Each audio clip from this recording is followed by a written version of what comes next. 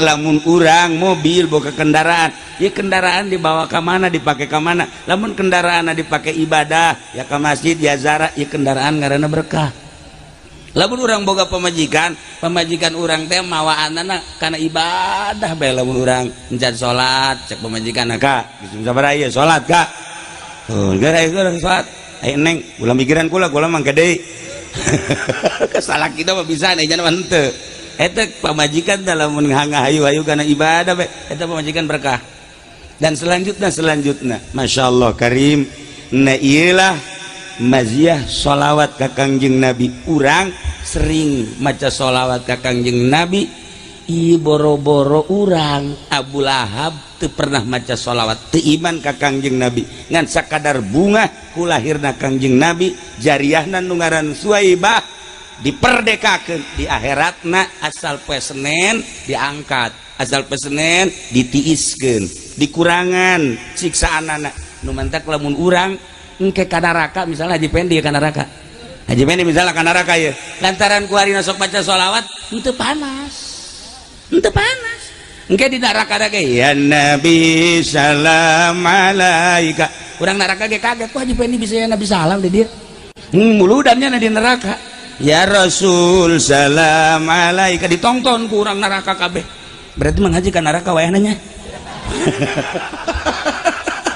ini tiis maksudnya tiis dah ka neraka tiis teu ngajawab heran ku embung meureun nah iyalah para jabag jelema di Baghdad susah jasa tapi rajin jasa maca sholawatna poe eta nyana boga anakna genep eueuh jang masak duit teu boga musyawarahnya jeung pamajikanana poe eta ka ja urang ieu susah bae geus kieu bae lah ayeuna mah imah urang jual urang belikeun kanu leuwih handap tibatan ieu sesana urang pake usaha sebab ieu geus eueuh jalan euy nya sakiana teh hasil musyawarah alhamdulillah nyana nawarkeun lah kaluar ti imah keur mejeuna nawarkeun imah ayalah babaturana ngaranna Sufyan cek Sufyan teh ente ieu nawarkeun imah emang kunaon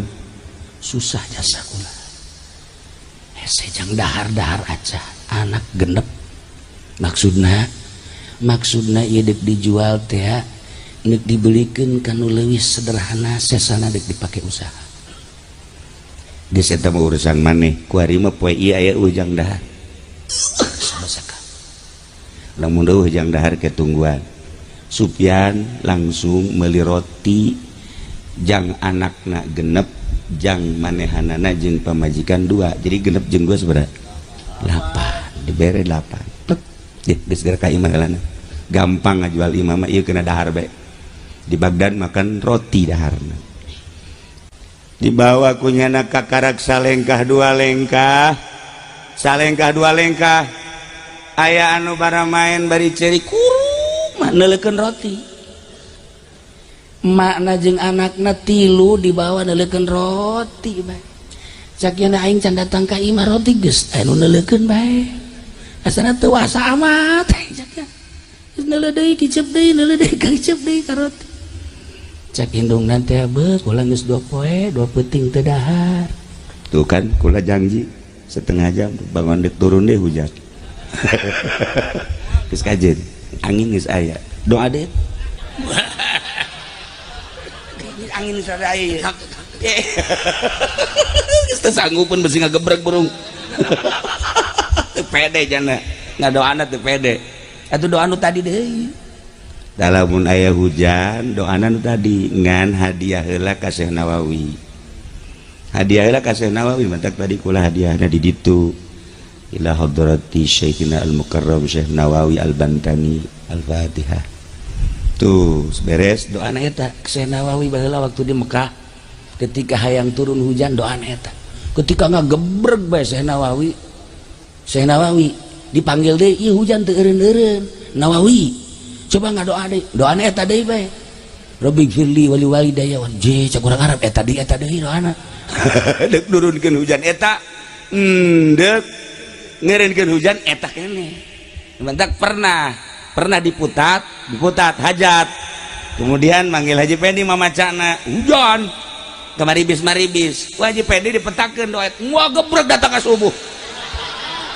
subuh sama Masya Allah datang ke ieu rarungkad dia tidak artinya ada balik gitu baca dari berkat 2 kali hiji diputat nomor hiji di mana eta kos gitu cek nyanapan cenah dibaca kukula menjadi kos gitu atuh salah nyambatnya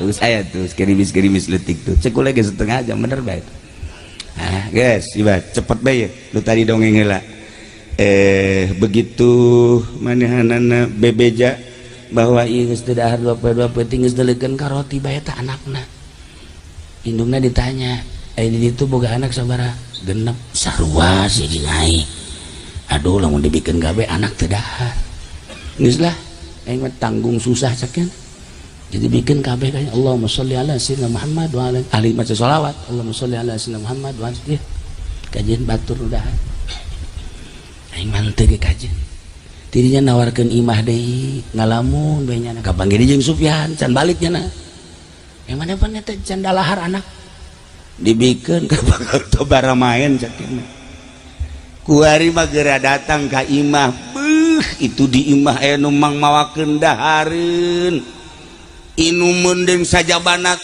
wallahu alam ti mana kula ge teh nyaho ngan ieu masyarakat sekitar eta geus daratang ka dinya aja keur dibabagi nya ngahaneng beji nu bener ieu Masya Allah coba geura datang ka ditu nya geuraan bae percaya teu percaya nya begitu lempang bener di imah bingung pan ieu ngadadak saha nu mawa nyana datang ka dia dipeluk ku pamajikan kak Masya Allah ya kikiriman kakak pohara aja kikiriman kakak sih bener ya iya tadi tamu ka dia cenah kakak meuli di ditu segala bubuahan segala ti makan jeung duit-duit tadi bagikeun pan ku kakak atuh masyarakat geus dibagikeun jeung duit-duitna titaku sah cenah titaku kakak aing bingung ieu kasihan kumaha lalakon Masya Allah karim geus kitulah kajadianana nya lagi kaget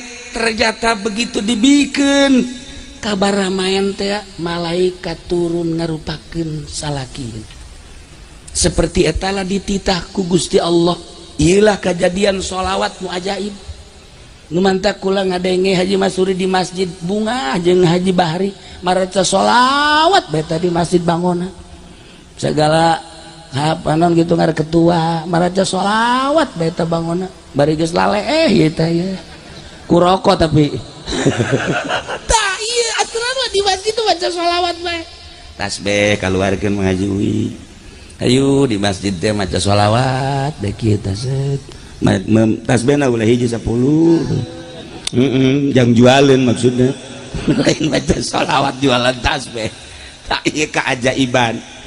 Nah ieu mah kacaritakeun ieu mah panjang lalakona lantaran ieu mah geus penting maot lah si keluarga eta selesai engke kiamat sanggeus teh kiamat kacaritakeun digiring ka mahsyar timbang amal begitu ditimbang amalna salat kurang bagus zakat bogoh jelema susah amal-amal nu lain teu bagus korenganan nyana teh ngan solawatna doang dibandingkeun jeung nu lain garoreng otomatis solawat eleh jas salatna kurang bagus kabagusan solawat tetep eleh teu kakenca cek malaikat ieu mah mesti neraka cek malaikat nu sejen coba aya amal nu sejen eueuh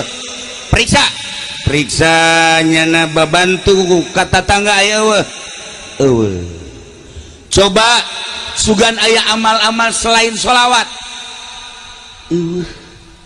sholat teu bagus puasa teu bagus haji gitu kene tahajud tilok duha komo duha mah pabelit jeung pabrik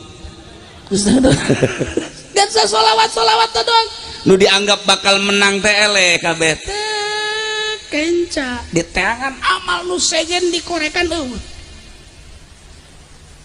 ieu mah keputusanna mesti neraka keheula cak malaikat tu sejen pasti aya ye ahli sholawat kajen kuku mage aya periksa aya nu tadi teh eta sodakoh kapanggih saat susah teu boga nanaon nyana sodakoh roti nujang anak pemajikan teh bari nyana nalangsa jasa tapi berani sodakoh tur nyana ngecelakeun cai mata neule fakir miskin anu leuwih berat tibatan dirina jeung keluargana ituna ceurik baramentana nyana nage ceurik nah aya ya amal ya timbang begitu ditimbang plek eta ngageser teng teng teng teng teng teng teng teng teng teng teng teng teng teng teng teng nyana ge ngahanang bae kitu kan kos kebode etek ya jadi lempeng nyana ge deg-degan bae masyaallah nah lempeng kitu ieu lempeng kieu cak malaikat kudu kumaha tetap aya lempeng kieu mah encan boga maziyah encan boga kaleuwihan ieu mah can bisa dikasorgakeun neangan deui amal aya tak amal ngecelak cai mata ku karunya ka fakir miskin nyana ngarasakeun leuwih berat tibatan keluargana ceurik cak ditimbang plek masya Allah nyana didinya kaget ya Allah ya Rabbi nyaho kitu mah kabeh waing segala rupa disedekah-sedekahkeun sakieu sakiki boga nangan sakitu ge nang pamere eta geus ngajadikeun amal anu luar biasa nah iyalah tidinya langsung cek malaikat berarti ieu mah kudu dikasorgakeun tah amal teh dua hiji sholawat ngan teu ngangkat ku sholawat lantaran nyana ieu kan sasolawat-solawat doang tapi tina hikmah sholawat hate jadi leuleus sehingga daek burak bere nah iyalah sholawat ka Kangjeng Nabi teh bedas sebab hikmahna tidak maca sholawat daek mere lamun orang nyaritakeun berkah keberkahan tadi caritakeun ku Habib teh emang berkah kumaha berkah mah kieu lamun urang dahar hasil daharna digunakeun ka mana lamun ieu hasil daharna daek dibawa ibadah teh eta dahar ngaranna berkah lamun urang mobil boga kendaraan ieu kendaraan dibawa ka mana dipake ka mana lamun kendaraanna dipake ibadah ya ka masjid ya ziarah ieu kendaraan ngaranna berkah lamun urang boga pemajikan urang teh mawaanana kana ibadah bae lamun urang encan salat cek pemajikan ka geus sabaraha ieu salat ka oh gara urang salat aya neng ulah mikiran kula mangke deui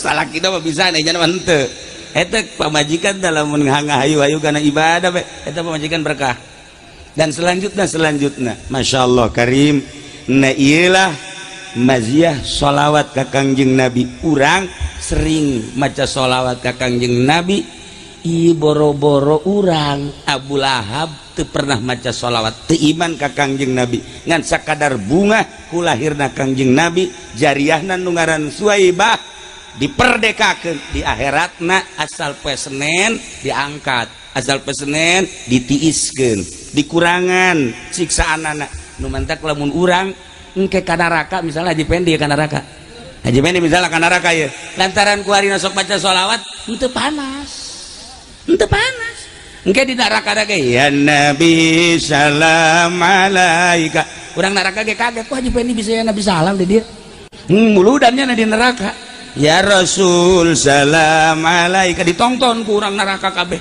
berarti manghaji ka neraka wayahna nya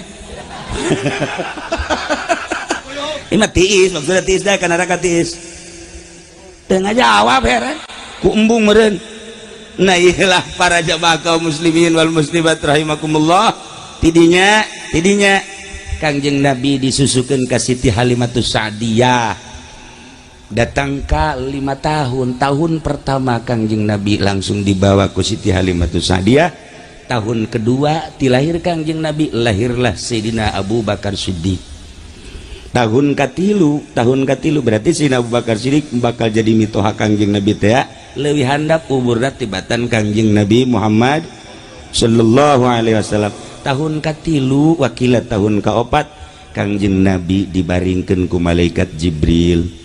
Ketika dibaringkeun Siti Halimatus Sadiah ningalikeun kaget aya sosok manusia nu berbeda dua, nu hiji ngabaringkeun, nu hiji melek dadana ka dieu.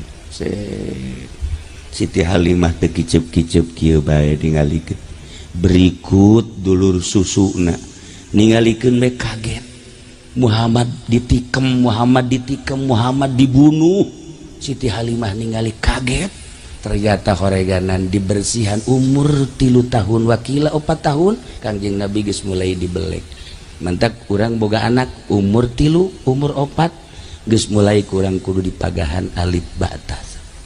Didinyalah Kangjeng Nabi terus dibelek diberesan. Siti Halimah kaget kasieun saenggeusna kasieun maka Siti Halimah Sadiah ka 5 tahun mikeun deui ka Siti Aminah. Hujan geus mulai diturun deui. Ieu mah insyaallah diteruskeun kurang mantas muluan di dieu ka mana ieu? Ka imah itu wakil. Ka mana? Ieu malam naon ieu? Ieu mah jadi sekretaris araseun jasa. Heran aing mah. Teu nyaho jadwal ieu. Malam naon? Malam 1. Ieu dilanjut kakarak datang ka tahun kalima Kanjeng Nabi dikembalikeun ka Siti Aminah lantaran Siti Halimatus Sadiah kasieunan. Nangke orang lanjut tahun 5, tahun genep, tahun 7 sampai berikutnya tamat mual ke di Cilongok bakalna. Nya, jadi ieu ba terus timimiti kamari tidinya geus dimulayan, kuari datang ke tahun kalima, urang ditutup heula sakieu dilanjut ka ditu insyaallah malam Sabtu. A'udzu billahi minasy syaithanir rajim. Bismillahirrahmanirrahim. Qul innani hadani rabbi ila siratim mustaqim dinan qiyaman millata Ibrahim hanifa wa ma kana minal musyrikin. Allahu a'lamu bimaradikul mutassira Muhammadin nani satuhuna ingsun hadani kunudukeun ingsun rabbi sapa pangeran ingsun ila siratim mustaqim maring agama kang ajeg ibadalu min malilan dan gawe badal saking panggonan siratim mustaqim apa dina lapadinan kiamat tegese agama kang ajeg mustaqim tegese kang ajeg millata Ibrahim hanifan tegese agama kangjeng Nabi Ibrahim hanifan alai condong atawa ajegan wa makana minal musyrikin lan ora ana ya Ibrahim iku tetep saking wong kang nyekutukeun kabeh. Qul inna salati wa nusuki wa mahyaya wa mamati lillahi rabbil alamin. Allahu a'lamu bimaradikul mujassira Muhammadin salatin satuhuna salatin sunna nusuki lan ibadah ingsun. Ibadat itu tegese ibadah ingsun min hajin wa gairi saking hajilan liyane haji wa mahyai lan urip ingsun hayati tegese urip ingsun wa mamati lan mati ingsun mauti tegese maut ingsun lillah iku tetep ka Allah Rabbil alamin akang mangeranan alam kabeh la syarika lahu wa bidzalika umirtu wa ana awwalul muslimin.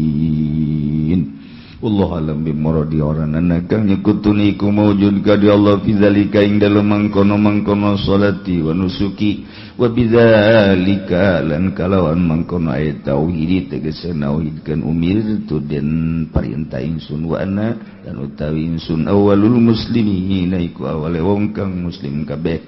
iku awale wong kang pasrah kabeh min hadzihil ummah saking ikilah iki umat. Setelah umat kafir Quraisy saat eta khususna pabrencai Syiah wa kanu Syiah, berkelompok-kelompok, berpetak-petak, sekte-sekte, berkuak-kuak, bergolongan-golongan. Lantaran kabeh ngabogaan keyakinan masing-masing. Si Kristen Isa ibnullah, cek Yahudi Uzair ibnullah, kabeh ngabogaan keyakinan. Masya Allah. Aya deui boga keyakinan Maryam banatullah, bintullah, anak awewe Allah. Eta keyakinan kos kitu jasa.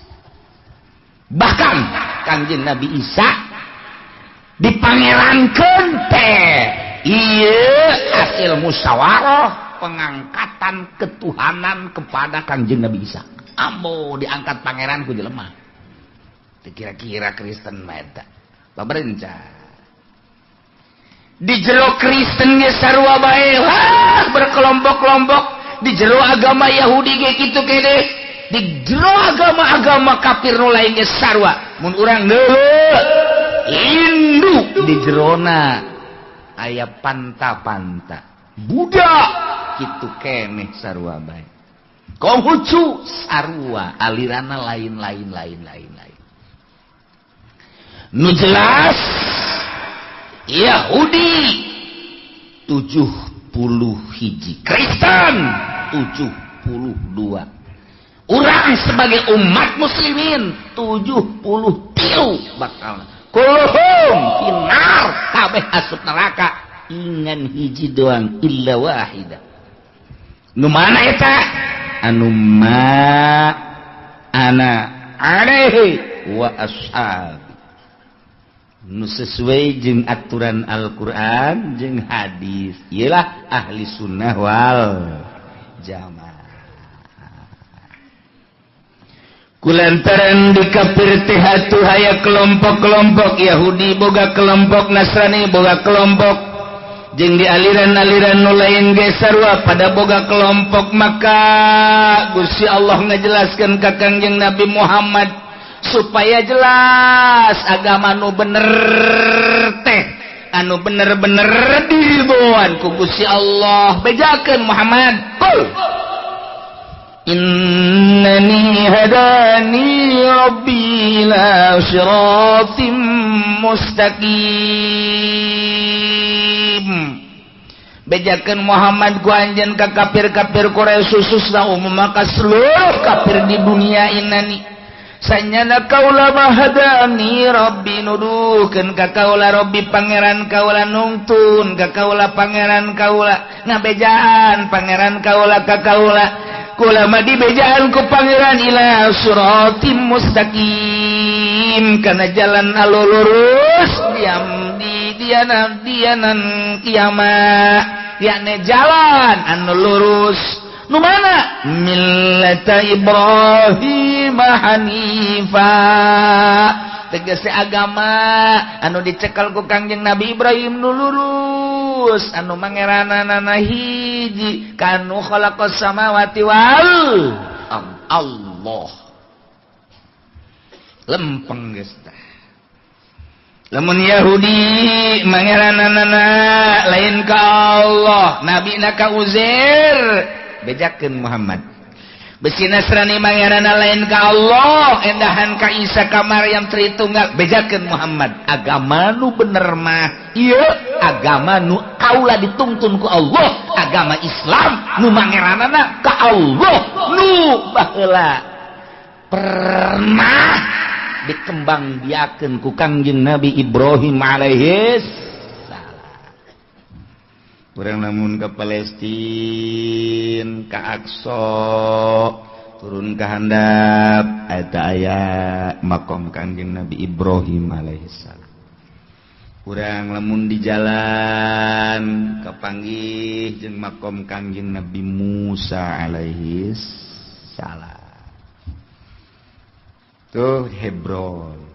Jadi urang mun ka Aqsa teh belah ditu Kangjeng Nabi Ibrahim. Di dieu adalah Bethlehem, kelahiran Kangjeng Nabi Isa alaihissalam. Jadi baitulah min Bethlehem, tak eta teh pangeran baheula lahir di dinya. Dilahirkeun ku ibu pangeran. Jadinya tak kelahiran Tuhan. Otak datang ka dinya, otak pinter tinggal pinter. Pinter tinggal pinter kabalinger waktu kos kitu bae. Aneh asa pangeran dilahirkeun di dinya. Aju memeh lahir eta pangeran saha? Loba meureun pangeran memeh Kangjeng Nabi Isa saha? Tah, ieu kabalinger mah kos kitu bah. Bejakeun Muhammad bahwa agama nu lurus mah ieu agama nu kaula dituntun ku Gusti Allah dituduhkeun dia ne agama Heula ku Kangjeng Nabi Ibrahim dikembangkeun pertama. Nah, hartina Kangjeng Nabi Ibrahim kan mulai dakwah. Anu baheula mah biasa dakwah teh sakaliwak can loba kan jelema Kangjeng Nabi Adam kakara ka anak-anakna doang. Geus mulai Qabil, geus mulai diganggu ku setan. Jelema kakara ka sabaraha ka hitung ku jari geus mulai setan mapan tadi. Ka Qabil terus Kangjeng Nabi Idris saeutik keneh jelema. Tah, mulai jelema rada loba di zaman Kangjeng Nabi Ibrahim alaihissalam. Wa ma kana minal musyrikin. Cinta aya Kangjeng Nabi Ibrahim minal musyrikin. Kagolongkeun anu musyrik lain. Aya azar bapa. Hiji, kadua. Kul bejakeun ku anjeun Muhammad inna sholati sanyana salat kaula. Wa nusuki jeung ibadah-ibadah kaula haji umrah dan lain sebagainya. Wa mahyaya jeung hirup kaula. Wa mamati jeung maut kaula lillahi rabbil alamin. Eta terfokus ka Gusti Allah lantaran nu Allah rabbil alamin. Jadi maksudnya salat teh ulah kasih si kagigir ka Allah. Nu nitahna Allah, nu rek ngaganjarna Allah, kunaon hayang kalem ka tatangga atuh. Pan bloon eta jelema. Nunita salat Allah, nurek ngaganjarna Allah, nurek malesna Allah, kunaon haji urang hayang kalem ka atasan, ku atasan, ku bawahan, ku tatangga dan lain sebagainya. Ih, cak Allah, aing nunita aing nurek ngaganjar hayang kalemna lain ka aing ka ditu bloon teh budak. Hendak dilempengkeun inna sholati sanyana salat kaula lillah, fokuskeun Allah. Keur ngaji mah oh iya geus ka Allah geus lah mantap lah. Ka Allah geus lah, ka Allah mulai geus ka Allah. Allah. Praktek bae di imah. Allahu akbar. Aing nu mantap gegerannya salat abeh kadeuleuhan. Ku tatangga aing pan aing mah ustad. Ustad lawan ta ustad tah. Jadi hayang kadeuleuhan lain gua Allah ku tatangga. Abeh di Pajarbu tah mah ustad hebat jasa salatna. Ti heula bae nyana mah beuh poharak. Lah sudah aing abeh ulah kos kitu mah atuh aing moal salat-salat belum teh coba. Moal ka masjid lah aing mah lah sebab aing boga pikiran kos kitu. Pertama teu bagus, nu kadua ge teu bagus. Kumaha atuh geus bae salat mah konsisten nganu di deuleuh Allah. Inna sholati sanyana salat kaula lillah. Wa mahyaya wa nusuki jeung ibadah kaula. Khususnya ibadah haji, ibadah umrah, jadi ibadah nu lainna ge ieu lillah ka Allah keun. Ka Allah keun hiji tauhidkeun ka Allah, ikhlaskeun ka Gusti Allah. Oh, aing mah ieu hirup kunaon? Babaturan geus umrah kabeh, tinggal aing encan isin rasana aing mah. Umrahna moal beres, neraka tah umrah. Tinggalin aing ku babaturan kabeh geus alal umroh geus sararaji tinggal aing doang ae aing dipaksakeun ka jeung kumaha aing mah ku isin we ku babaturan geus umroh kabeh aing can nu nitah umroh babaturan apa Allah sih atuh Allah nama pana tuh sia ka babaturan atuh kan eta kan babaturan ngaranna ge lain nu nitah umroh saha atuh Allah aja yang kalem ku saha ya bagi dua siapa kumaha tah eta teu beres tah kos kitu teh ulah tah hiji be Allah nu di dalam inna sholati wa nusuki Allah wa mahyaya hirup abdi teh lillah milik Allah dek Allah ngomong mah bisa ya hirup abdi paeh abdi dek Allah kan kajian kumaha sebab nu Allah pokoknya abdi mah rela paeh hirup di jalan Allah bau kok mau tukang pidato di luhur panggung mantapnya saya terus inna sholati wa nusuki wa mahyaya wa mamati lillah balik tadi amplopan lillah lillah sia kawana eta hese eta lillah anu ngahirupan urang saha Allah nu ngamaehan urang saha Allah aya we salian Allah nu bisa ngahirupan urang aya we salian Allah nu bisa maehan urang pae hirup langsa nang Allah rela lamun ku Allah dititah perang rela mun ku Allah dihirupan waktu perang rela mun ku Allah dipaehan waktu perang rela lantaran hirupna na Allah paehna nu Allah perang titah ku Allah di panggung apa pohara pare panggung mulai guys kita perang siaheula aing ngatur nyahoan eleh aing lompat aduh boro-boro kita perang ngariung 20-an ngariung liwat ke kuburan kiaina borangan dak sia di sisi saya di sisi aing di tengah kiai parah teh kiai borangan kiai alas ulah nu lompatnya geus ulah nu lompat sia deh tenang ulah sieun jadinya mah geus pahieun barang hirup ulah geus teh lihat ka kuburan babacaan we teh kiai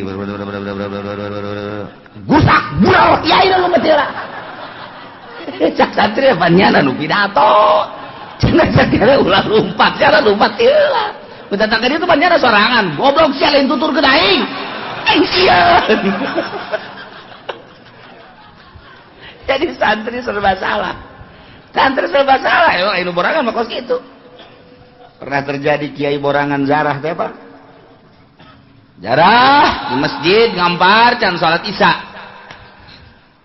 jam 12 hiji kiai kan sholat tengah masjid ngeunaheun kan loba santri loba jamaah aman cekna aing sholat sholli fardhu isya Allahu akbar bismillahirrahmanirrahim alhamdulillahirabbil alamin lantaran santri ngadenge kiai sholat mundur hiji-hiji kan isin kan santri kala luar kan menang sarakaat tinggal setengah deui kiai sial aing nu mantak di tengah geus sia kunaon kalah luar kiai bingung kiai mudah-mudahan we datang ka anggeus mah ulah kabehan kaluar caknya na menang 2 rakaat tinggal saparapat deui kalah luar kabeh atuh aing ditinggalkeun sieun caknya deui ka 3 rakaat santri kalah luar kabeh can anggeus salat heuy caknya kunaon kalah luar teu anggeus datang ka tahiyat blon teh kiai eta borangan gos gitu boro-boro mimpin perang mimpin jarah ge salat borangan tah urang mah ieu nyaho ieu kuari hirup nang Allah aya nu bisa ngahirupan salian Allah eueuh paeh wa Allah aya nu bisa maehan salian Allah eueuh jadi berarti hirup jeung paeh dosa nu Allah rela teh lamun kuari perang paeh nang Allah hirup paeh nang Allah perang titah ku Allah siap teh di panggung praktekna coba kiai ini kiai sama perang siap tante kiai lah maksudnya kayak mana yayasan kan can anggeus ye kakarak salantai kedua lantai deui anapan sapan kreditan can bareres ya mun bisa mau ulah perang lah mun bisa ulah urang aman-aman bae lain agama urang kan geus diacak-acak ye ku Yahudi ku Nasrani lamun teu perang kan teu luhur kumaha lamun diperangkeun lah geus urang jadi ibadah tentrem keneh ngaji talalentrem keneh adapun tamu masing-masing bae ka ditu na henteu urang robah bae coba ieu karakter bangsa kembalikan ke aslina lantaran aslina mah bangsa Indonesia teh kan mulus sangat islami lantaran ku ari teh geus dijajah ku Amerika jadi ku ari ke Amerika mantak naon urang kembalikan deui carana kumaha ya urang perangkeun je pae hirup nang Allah ieu wakai sakena wakal na urang ya tuh satungtung bisa ngaji kene bisa sholat kene tentrem ngariung atuh geus naon deui masing-masing bae sih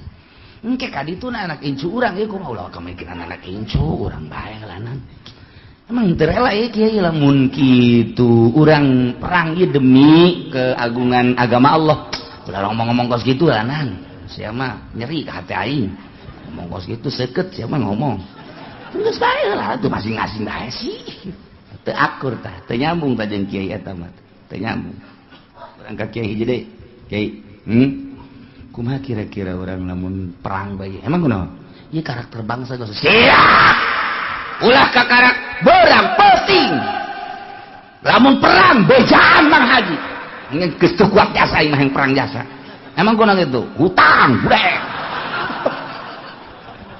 kiai aja belon ieu kiai sugan teh kiai bener gitu tadi kayak hutang malulu aing lah mending perang paeh guys lah embung pusing burungnya nama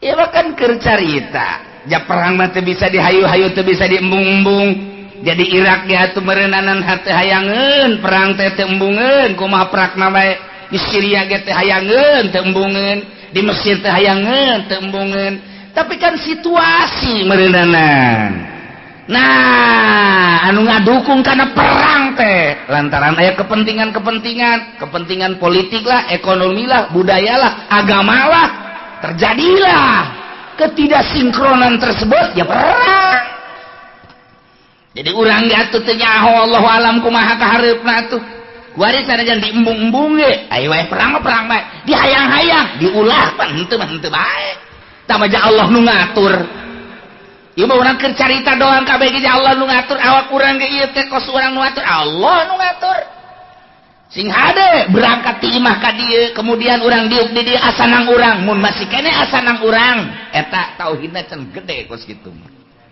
encan hebat atuh oh Allah nu ngatur aing udang subuh tas subuh mandi tas mandi ngawuduk kajen aing mah henteu puasa ge pokona yang penting ngaji bae gedean ngaji ganjara jeung puasa mah emang dalil nu tembung puasa mah kos kitu nya ge bogaan dalil sarua nya ge daripada sakena teu puasa jeung teu ngaji atuh mendingan urang cek nya tuh bela diri nya ge sarua ayo geus kumaha sia bae atuh tah eta teh lain nang urang nang Allah teteh kanyahoan menang Allah nu diperjuangkeun ku urang kandas ketika urang gering urang muriang urang berusaha ka dokter urang teh berusaha ka dokter ngaranna ikhtiar terus ka dokter makin hari makin tambah makin hari makin kritis makin hari diperjuangkeun supaya ieu sehat pulih kembali kahayang Allah lain perjuangkeun ku sia kandas ya cak Allah paeh bae kajen ku kumaha ge oh berarti ikhtiar teh aya di kalangan urang anu dhaif di kalangan urang nu bersyariat mangga masalah ngan mun urang kos kitu bae teu daek ngageser malah ngeunah ibadah bantak peting salat peting tahajud peting maca Quran maca salat ngeunah kageser perasaannya lain perasaan sorangan anu salat teh lain asa dibabawa kusaha ku kuntilanak itu memang kadinya bae atuh ku Allah asa digerakkeun ku Allah geus nang Allah ngeunaheun Allahu akbar Allahu akbar ngeunaheun lamun urang nu boga perasaan urang nu salat capek geureun sholli sunat tahajud di rakaatain Allah sejak kaulah salat tahajud 2 rakaat mustaqbil al-qiblah bar bismillahirrahmanirrahim alhamdulillah subhanallah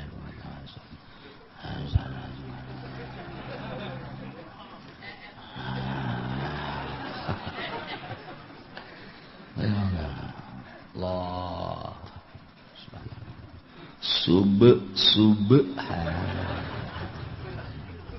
Sami Allah.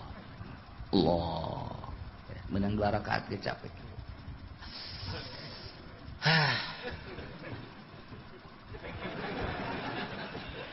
Capek. Lah sebab dah asa urang masa kumaha urang sih. Tanaga urang sakumaha, kekuatan urang sakumaha. Capek. Urang lamun ngadenge Tuan Syekh Abdul Qadir, Imam Abu Hasan Asadili, Imam Izzuddin, salat teh 100 rakaat saeutik ku bisa kos kitu urang mah 2 rakaat bae ku capek-capek teh. Atuh perasaan lain. Nyana manggeus asa ku Allah bae, jana mah ngan saukur kos lang layangan dipaenkeun tah, kudu mentang naset ka dieu set ka ditu. Tunggu sia. Kenyan ka luhur. Kasisikeun. Oh pegat. Lalayangan pegat. Ai lalayangan pegat urang mah pegat mah. Paenkeun ku Allah. Tajud. Tajud. Asa ku Allah. Allahu Akbar. Deui Allahu Akbar. Deui Allahu Akbar. Deui Allahu Akbar. Geus jam 4. Diuk, reup PS. Udang jam 7 ai subuh ka mana? Subuh leungit subuh. Tahajud mah meunang 20 rakaat subuh eueuh. Ya Allah, ieu keur carita Allah. Ame mantep di jero hati. Inna sholati sanyana salat kaula lillah lantaran nunita salat nurek ngaganjar kana salat Allah kalokeun wa nusuki ibadah hajina umrohna ka Allah keun lillahi rabbil alamin nunita haji jeung umroh Allah nu ngalaksanakeun mere tanagana ge Allah mere biayana ge meunang Allah dikalokeun wa mahyaya hirup urang eueuh nu bisa nyieun hirup iwati Allah maka hirup urang teh dikalokeun janu Allah relakeun hirup teh kalokeun nementak lamun urang geus dikalokeun hirup datanglah bulan Ramadan eta bulan Rajab sunah puasa misal puasa urang lapar lapar ge dititah ku Allah jai lain dititah ku Allah mah aing mah henteu teu puasa lantaran dititah ku Allah kajeun lapar ge.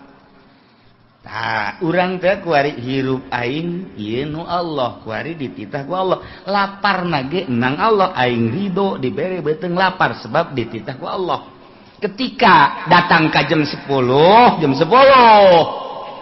sadar teu kuat cek kieu. Lah cek kiai ge sakuatna.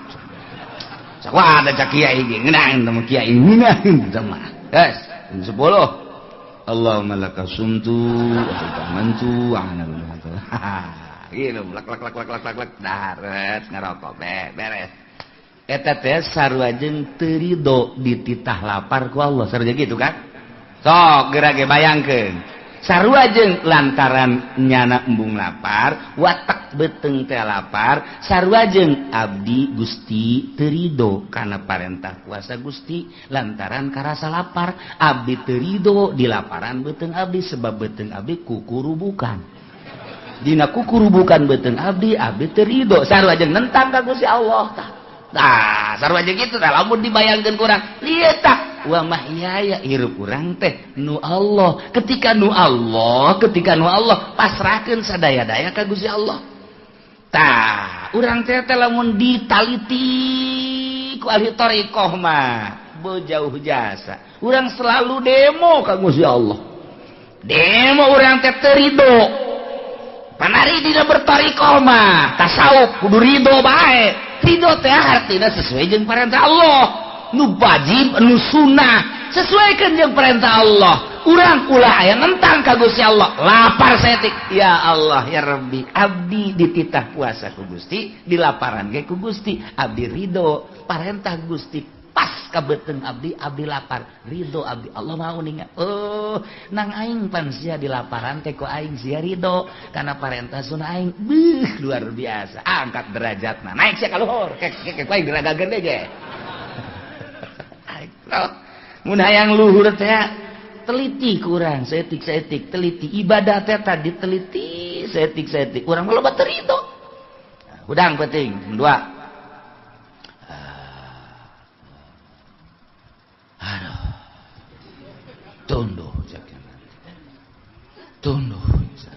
Aduh. Saha nu teu tunduh atuh jeung dua ngajak KPG tunduh. Jamemena kan nonton TV heula kan. Tunduh atuh. Tuh. Gusti abdi moal kuat salat tahajud tunduh. Abdi teh SD bae Gusti. Atuh teu kudu ngomong sia, teh naon hudang teh Gusti Allah. Ku aing dihudangkeun geus teh aing deuk ngeuleuh karidoan sia datang ka mana. Tuh, SD atuh geus sakitu kitu da bae. Geus moal ditaekeun ku aing pangkat sia. Ketika orang tunduh terus kacai wudu bandi wudu salat Allahu Akbar tunduh Gusti abdi aya diparentah Gusti salat tahajud ku Gusti abdi dihudangkeun ge saha nu bisa ngahudangkeun jauh emang urang hudang lain ku Allah dihudangkeun ku Allah ulah bajar nang urang begitu urang hudang jeung gua kurang aing bisa hudang cak Allah bolon teu budak ugurang aing hudang sorangan di mana hudang sorangan ke paeh sorangan sia hudang sorangan nang Allah menang sa malaikat hafazoh kan aya malaikat hafazoh kiri kanan berang dua peuting dua atau aya 10 di dieu hiji di mana di mata dua gitu takan di ceuli dua di irung di sungut kan di malaikat hafazoh mun malaikat eta emang kumaha kitu urang hees mun malaikat eta aya sireum asup ka ceuli urang hees mun malaikat eta asup ka irung jehe komo tukang beca mah nya di bale Pak atuh sewa teu meunang main gapleh eleh tukang beca pan datang ka ieu disarekan ku pamajikan atuh doh tukang beca mah tuh salah ngabohong bebejana deuk narik didorong gede bohong tuh budak dorong ulah narik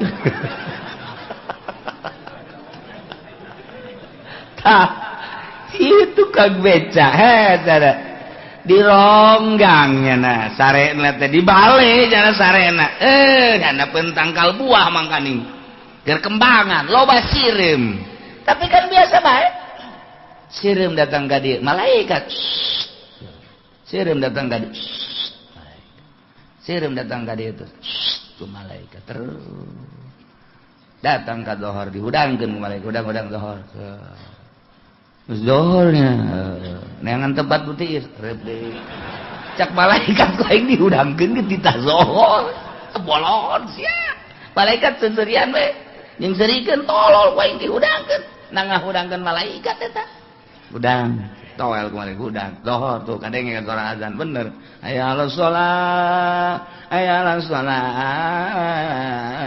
aki-aki mazum hayalan falah cek tukang beca teu ngeunaheun teu budak azan dah SD urang malaikat apa doh naruh lamun malaikat apa doh lenyai segala macem dararatan barang sana kumaha eta teh ngahudangkeun ka urang hudang beuting dihudangkeun kan malaikat hudang jang sok hudang bae urang nah hayang hudang mah hudang bae malaikat kan ngahudangkeun ulah asa aing hudang sorangan si mana hudang sorangan modar sia ke modar sorangan bisa nang Allah abdi hudang Gusti dihudangkeun ku Gusti abdi titah tahajud aya parentah Gusti Allahu Akbar abdi lelah gerido sebab hirup abdi teh lillahi rabbil alamin aya di parentah Gusti andai kata paeh keur tahajud abdi ridho daripada abdi paeh keur main remi mendingan keur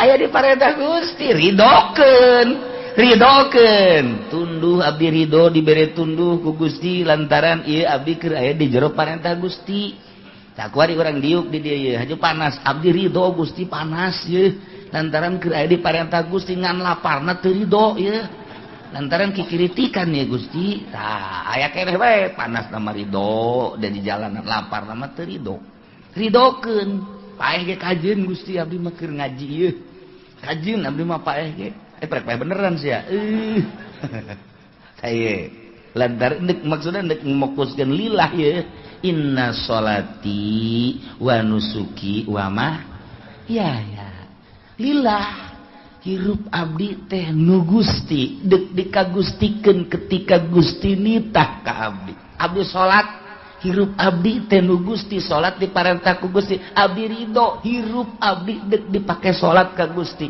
capek ridho abdi mah capek nak kajen kumaha ge tah sebab nu Gusti paeh keur salat ridho abdi mah sebab lu Gusti iya dipake ka Gusti bangga perang abdi siap jasa Masya Allah datang ka kos kitu tah lamun geus ridho ka Gusti jehehe wa mati paeh abdi ridho siap mun paeh kuari ridho titahna mah ridho aju kuari mun paeh teu kumaha ngomongna nya aingnya ai teu ridho bisi dicarekan ku Allah ai ridho aing bisi dicabut beneran jadi saya can ridho atuh ih henteu nyebut can ridho mah ngan aing isin bae nyebut can ridho teh geus sih atuh cepet bae ku bahas ngajawabna maksudnya siapa mun paeh kuari ridho keheulanya angel emang katanya siap geus sakieu bae ai paeh sia nusa nu Allah siapa mun dipaehan kuari ridho keheula jadi mu budak eta teh encan ridho ka Gusti Allah mun geus ridho mah hampang mantak paeh teh anu angel teu ridho nu mantak angel kunaon itu aya kabeng berat nu mantak kabeng berat kunaon cinta dunia teh berat kana paeh cinta ka mobil cinta ka motor cinta ka sawah cinta ka pamajikan cinta ka kabogoh cinta dan sekitarna perusahaan eta paehna hese sebab eta lanu ngabang-baluhan ka urang jeung nyeri si eta teh nyeri nu mantak maningan paehkeun heula memeh urang paeh mutu ko belanta mutu cak Kangjeng Nabi paehan maneh memeh maneh paehnyaan paehan naonna nafsu na paehan sok geura ge ulah cinta dunia zuhud ngaranna mobil aya mah aya bae seakan-akan ngan datang ka leungeun dong ulah didatangkeun ka hate ketika urang butuh pake ketika keluarga butuh pake ketika tatangga jeung babaturan butuh pake sapira dunia eta lah ngan datang ka leungeun ulah datang ka hate sawah misalnya orang boga datangkeun ka leungeun bae urus emang pamere ti Allah ngan ulah datangkeun ka hate komo teu boga sawah teu boga toko teu boga teu cinta kana dunia ketika datang malakal maut deuk naon pake kabeng berat tuh deuk naon pake kabeng berat cek malaikat ieu mah deuk dicabut bae jitu mah enggak berat teu ku toko di mana gablek henteu oh nya mobil di mana henteu teu gablek ieu mah eta nu dihareup usaha tah batur tah cicing di dieu bae tah mah pancok dipake nyana ngajak henteu henteu oh motor di mana horeng henteu boga itu nu nyalan deh Allah saya hayang mah cokot malaikat takos kitu ieu bener motor kempes cek malaikat jangan lawan tuh aing aduh berat pamajikan los ai daek mah majikan hideung ieu tas belanja saja naon mata boga pamajikan mah kanu gelis-gelis besi berat ge paehna itu berat aduh neng cek malaikat bareng ke pamajikan coba nu hideung mah nya pendek hideung pamajikan berenta pas kitu iya di pasar Jambalaya aduh cek malaikat ieu ampang jasa geus gegeran nu pake kaberat tokoh teu boga sawah teu gablek mobil teu boga pamajikan ge hideung kos kitu gegerakeun cek aman coba cek malaikat ieu paeh ku ari teh aduh eta toko mah aduh toko kakarak anggeus cenah eta mangganing deuk kamari tas ngecot digendut-gendut ku malaikat teh mobil geus aya hiji itu keur ieu deui hiji deui inden Fortuner aja dek diridokeun bantu keula malaikat tuh can neuleuh warnana eta kos kumaha meureun berat teh paeh teh ya Allah ye nu mantak ayalah perjalanan thariqah ngaranna memeh paeh lantaran paeh pepegatan jeung dunya pegatkeun heula memeh paeh bahasa Kangjeng Nabi mutu qobla anta mutu paeh heula maneh memeh maneh paeh ke nafsuna heula abeh ketika urang maot geus eueuh kabeng berat paehan ti kuari keur hirup usahakeun urang ieu mah geus kolot nambah usaha deui Kiai Oplo tambah kos itu mah. Ki Haji Oplo, Kiai Onam. Setengah Oplo lah kieu tuh. Iya urang teh kan geus kolot. Geus kolot teh geus mulai dipreteli. Geus mulai kuari dicoplok-coplokeun. Geus mulai ka ditu kaliang lahad deuleuan teh. Supaya pae teh aman, ulah aya kabeung berat di jero hate preteli. Urang dek perpisahan jeung dunia. Perpisahan terakhir nu bakal moal noel deui. Mobil moal ditoel deui. Sawah moal ditincak deui, imah moal dinikmati deui. Kumaha urang bakal didadahan ku kabehan, bakal selilana terus datang ka kiamat. Perpisahan total terakhir. Mun berat keneh cilaka. Mantap kuari keur hirup dipreteli ku urang kacinta urang terhadap dunia. Iyalah toriko. Mulai dunia mah dunia bae satungtung urang di dunia pasti bae urang hirup aya di dunia jeung makhluk. Pisahkeun hate urang teu pati resep. Ulah diresepan teuing lalaunan moal bisa sakaligus total moal bisa engke sinar ilahi nu nyorot ka jero hate. Lalaunan mantak kukula sok sering dibeja-bejakeun mun urang endek meuli baju kabeuli nu 1 juta turunkeun nu 500 bae. Ulah terlalu cinta maksudnya. Kabeuli nu 1 juta ge moal nu 500 bae. Geus ieu kabeuli nu 500.000 teh kabeuli aya nu 250 meuli nu 250 bae. Turun tah ka cinta urang teh ulah terlalu ka ditu. Neuleuna ka handap bae. Urang bisa meuli nu 250.000 tapi aya nu 100.000 bae perlu meuli boeh bae. Kongkoyangkeun ka dieu geus ku urang. Ka masjid make boeh bae Allah. Woi Paji kunaon aing geus asa paeh bae hirup ieu. Geus moal dijahit-jahit deui aing malah geus. Make boeh bae geus. Diajak dagang mal aing. Asa geus aya di bibir kuburan aing mah hirup ieu. Mal. Ngariung geus terus. Geus aing geus ieu mah ieu boeh geus dicekelan bae. Itu aya rangda ditu, aya rangdaonan. Oh masalah si anakna sabaraha eta. Masa kedanyakeun anakna keneh blon loba. Tah, ieu deuk carita wa mahyaya wa mamati. Maot teh nu Allah lain nu urang. Ja buktina aya jelema anu nginum racun endahan cager panyakitna. Jan paeh mah kos kitu. Encan waktuna mah. Tuh, lamun kamari keur carita kejadian di Jili, kejadian naon kitu ngaranna gempa bumi. Kemudian aya jelema dijero 30-an. Kok aneh teu paeh sabulan dijero teu paeh. 30-an sabulan teu paeh di jero. Jadi kumaha eta? Asal lapar, jol aya Syekh Nazim datang ka dinya, mimiti nama terus saya ngobrol ka belah dieuna, datang deui Syekh Nazim nu kamari maot teh. Selama 1 bulan di jero, nyana teu aya hayang dahar, teu hayang nginum, teu hayang. Biasa bae seger. Ketika taneuhna dikerukan kalaluar sabulan di jero menang saha? Eta jarita keunaan atuh ketika tsunami Aceh. Ketika tsunami Aceh dah geus nu paeh mata manu biasa. Ieu mah jelema ahli Allah. Kan di jero teh endahan ngobrol jeung jelema neuleuan lauk di jero. Ieu lauk anu, ieu lauk anu, ieu lauk anu, ieu anu. Teu karasa keur tsunami. Begitu let beak cai kakarak jana. Oh, ieu tsunami. Nang saha?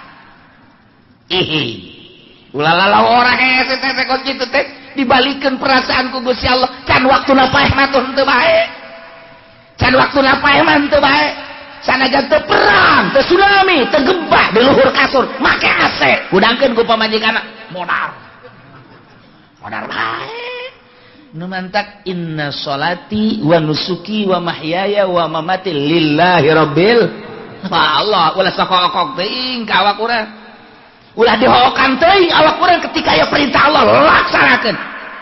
Ulah hook, udang penting asan aing mah gering isuk hooknya berarti ka awak. Emang usaha si awak eta. Ayo, nu saha si awak? Nu Allah. Ayo hirup nu saha? Nu Allah. Padahal teu teu laksanakeun perintah Allah.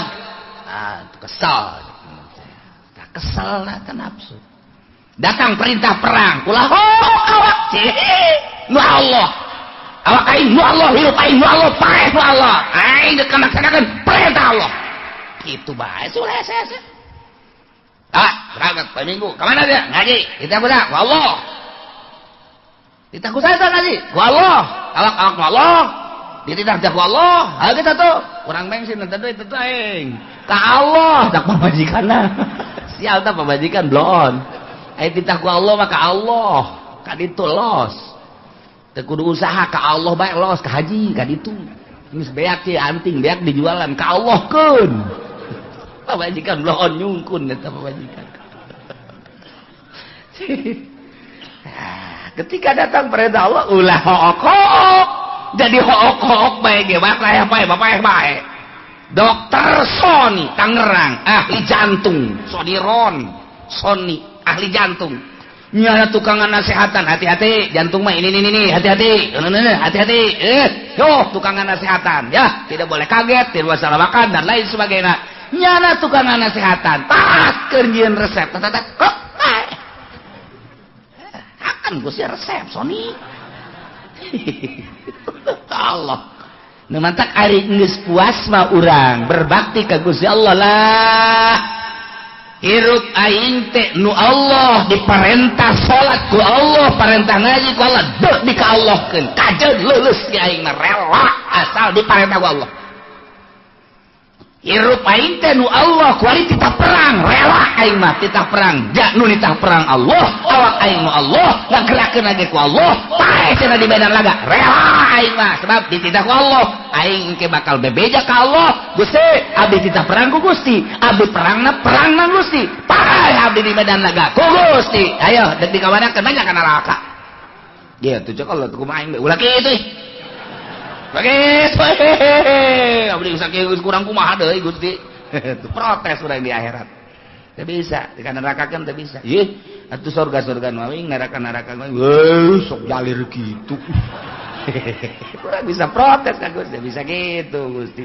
jajak Gusti cenah aya rela ka Gusti bade dikasorgakeun emang si hayang ka sorga aya disebut hayang sia teu isin nyebutna ngan atuh ieu ka neraka mah nya terserah Gusti pantes ka mana abdi di tengah lah di tengah-tengah teuing Gusti ning le ka sorgakeun bae sih sakira hiji atuh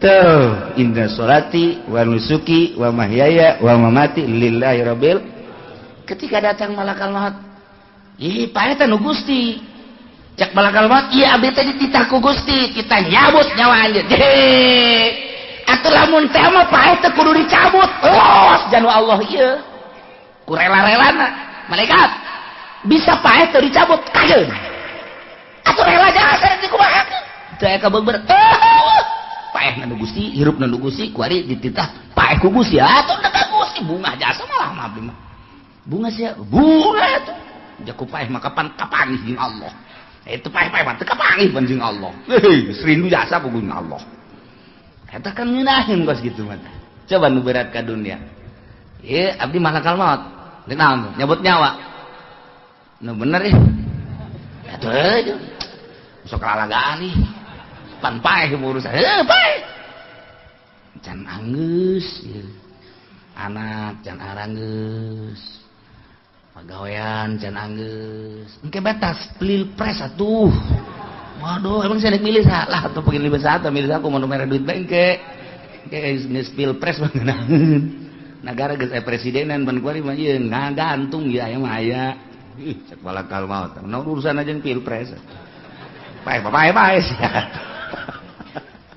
tah serahkeun ka Allah geura inna sholati sanyana salat abdi wa nusuki ibadah haji abdi umroh haji wa mahyaya hirup abdi wa mamati maut abdi lillahi rabbil alamin nu sasan wa Allah ka Allah ikhlas bertauhid berarti la syarikalah kulillah-lillahna ka Allah teh ditambahan deui la syarikalah teu aya anu ngabarengan ka Gusti Allah hiji lillahi rabbil alamin la syarikalah eueuh anu ngarejeungan ka Gusti Allah wa bidzalika umirtu ku ayana parentah di ka Allah keun salat ka Allah nusuk ka Allah hirup ka Allah paeh ka Allah umirtu diparentah kaula ditauhidkeun hiji ka Gusti Allah sarua jeung wa umirtu bidzalik abdi dititah ku Gusti teh ka Gusti hungkul salat abdi haji abdi hirup abdi paeh abdi wa ana awwalul muslimin cekang jeung Nabi kaula teh pangheulana anu nurut kabeh min hadhil ummah tiba heula ti zaman Kangjeng Nabi Adam pangheulana nurut adalah kaula jak Kangjeng Nabi panu pangheulana diciptakeun ku Gusti Allah cak Kangjeng Nabi kaula diciptakeun ku Gusti Allah min nurillah tina cahaya Allah ku aya sakitu sanajan pangpandeurina diayakeunana horenganan diciptakeunana mati heula nu mantak dina Al-Qur'anna wa ana awwalul muslimin pangheula Kangjeng Nabi teh jentulna hungkul Kangjeng Nabi Adam ti heula padahal pangheula nama Kangjeng Nabi Muhammad sallallahu alaihi wasallam mantak cekangjeng Nabi kuntu awwalal anbiya'i fil khalqi wa akhirahum fil ba'si kaula pangheulana para nabi nu diciptakeun para nabi mah mimitina Kangjeng Nabi Adam samohon abdi pangheulana kuntu awwalal anbiya'i abdi nu ti heula fil khalqi diciptakeun ku Gusti Allah wa akhirahum fil ba'si pang pandeurina dikaluarkeunana diutusna mendak Kangjeng Nabi ngomong nahnul akhirunal awwalun yaumal qiyamah wa nahnu awwalum may yadkhulul jannah kaula nu pang akhirna diayakeun ka dunya nu pang heulana diproses ku Gusti Allah yaumal qiyamah nu pang heulana asup ka surga adalah kaula berikut umat-umat kaula ialah wa ana awwalul limi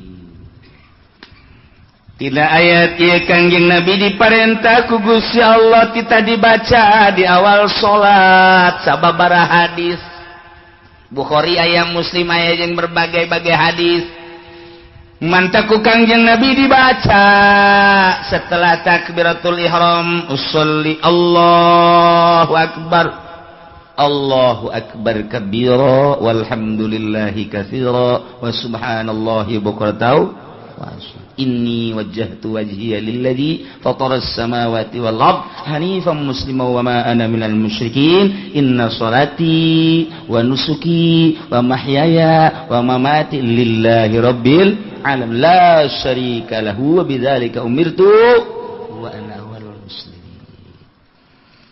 berbagai riwayat engke macam-macam aya anu ti Allahu akbar kabira aya nu langsung ini wajhatu wajhiya jadi kita urusanana urusan para mujtahid nu ngaijtihad nyuplikna meunang ti hadis mana ngan aslina Al-Qur'an nama ieu inna sholati wa nusuki wa mahyaya wa mamati lillahi rabbil alamin Imam Ghazali Imam Syafi'i mah meunang nyokot ti riwayat saja ieu nu dicokot Allahu akbar kabira walhamdulillahi katsira wa subhanallahi bukratan wa asila inni wajjahtu wajhiya lilladzi fataras samawati wal ardi hanifan muslima wa ma ana minal musyrikin inna sholati wa datang ka selesai tapi Imam Malik mah lain langsung ti inni wajjahtu wajhiya lilladzi fataras samawati wal ardi hanifan muslima wa ma ana minal musyrikin inna sholati wa nusuki Imam Hambali mah lain malah langsung ti dieuna bae Imam Hambali mah langsung ti inna sholati wa nusuki wa mahyaya wa mamati lillahi rabbil alamin la syarika lahu wa bidzalika umirtu wa ana minal muslimin terserah dek make nu mamana ge nek make Imam Syafi'i aya riwayatna jelas Maliki aya Hanafi aya Hambali ge aya nu tilok salat mah teu puguh riwayat